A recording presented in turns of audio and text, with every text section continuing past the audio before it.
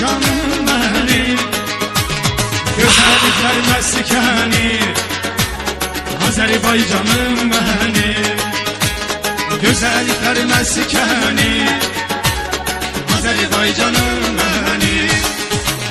Servetimiz var bizim, güdületimiz var bizim, servetimiz var bizim, güdületimiz var bizim.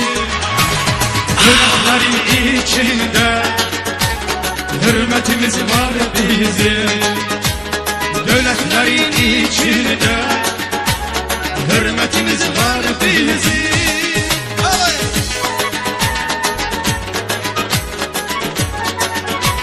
Ay maşallah.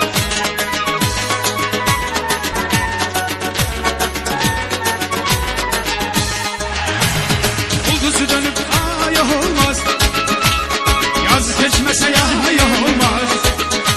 Bulduzu dönüp ay olmaz, yaz geçmese yay olmaz. Bütün dünyanı gelse Azerbaycan'a tay olmaz. Bütün dünyanı gelse vatanime tay olmaz. Vatanimin her yanı meftun eder insanı, vatanimin her yanı meftun eder insanı.